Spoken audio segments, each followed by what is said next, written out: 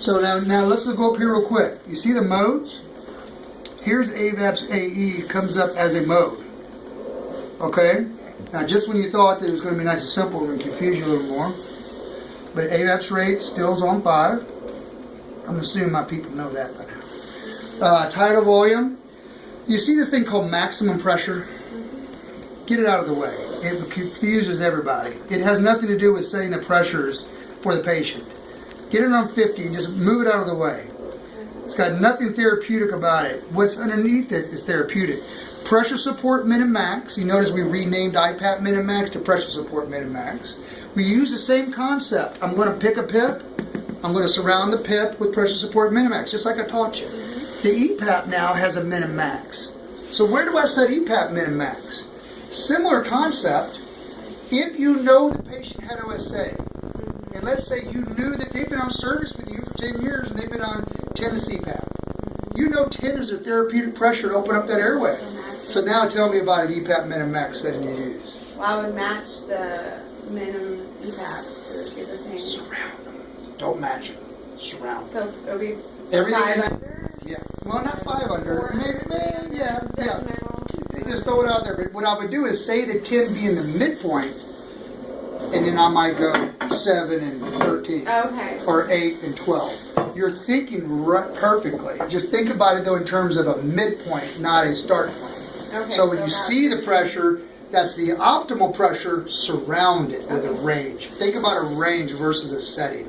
You're thinking exactly right. It's just a matter in terms of a bracketing range. Okay? So then again, you can put both of those at 5 if you didn't want PEEP. Now, here's the magic in the box, breath rate. In breath rate, and whenever it comes to salespeople and the managers, I usually teach them 4 or 5 things to know, and that's it. I don't want you to know anything else. It's too dangerous after that. We let the RTs take it. But the thing that resonates with a pulmonologist are a couple of things. Number one, they like the fact that we can target a volume. You can target a tidal volume, because what is pulmonologists focused on? Tidal volumes. They know tidal volume better than any doc. So you're telling me you can guarantee my tidal volume? You bet I can. I can do it with AVAPs. Also, doc, I can help you treat a comorbidity of OSA. While you're ventilating, I can do that with an automatic EPAP. But the best thing, doc, for your end-stage COPD patient that we have is called the auto backup rate. The auto backup rate does 2 things. Number one, it backs your patient up if they quit breathing. How do they do it? 60 breath window determines the patient's normal respiratory rate. If it falls 2 below that, it'll deliver a breath. Serves as a backup breath. But the magic, doc, is that each breath is enhanced to where it ensures complete exhalation has occurred before the next breath is delivered, mechanically or spontaneously, to prevent air trapping and breath stacking. Those are the key words for the pulmonologist. We prevent air trapping and breath stacking with the auto backup rate. That resonates with them more than anything you will say the entire appointment. Because what are they concerned about in end-stage COPD? Air trapping and breath stacking, right? That mode is made for those patients. It works. I've not only have I seen it on paper, I've talked to the patients, and they tell me. You know what I mean? And so that has really come clear. That is a big clinical differentiator, because they will say, why not a home BiPAP? Why Trilogy? Auto backup rate, doc. Let me tell you about it. That's a big one. Comorbidity adjustment of EPAP is another one, right? But it's clinically different than say a home BiPAP could deliver. And why do we put them on a Trilogy? It's not because of those modes. It's because they're sicker, doc. They're a sicker patient, and the patients that get sicker go on the Trilogy.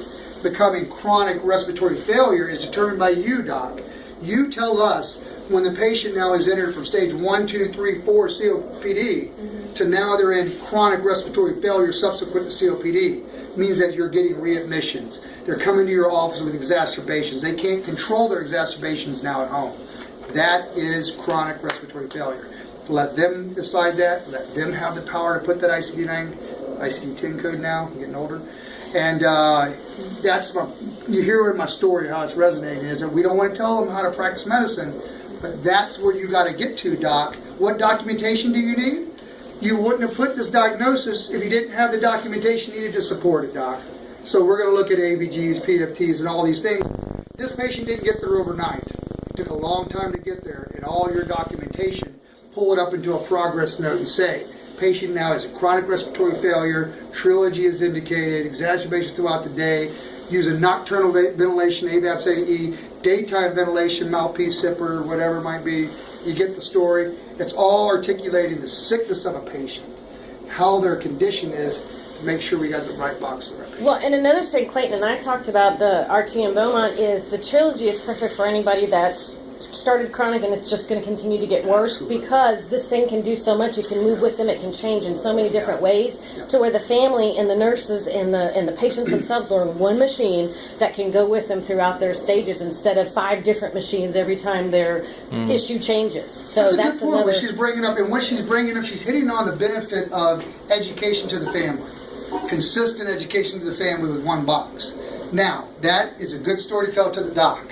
Insurance company, on the other hand, might balk at that. But here's a better example: the ALS patient. They used to start out on BiPAPs, but then they always ultimately bought a Trilogy, right? Why do that? Why not put them on Trilogy?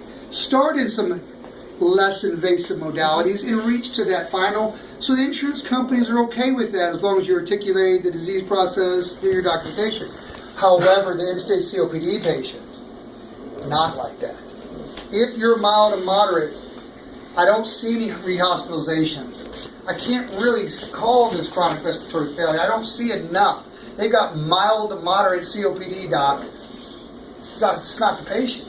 They could try to go on a BiPAP, but it's hard to get them qualified. So really your only option is wait till they get sicker.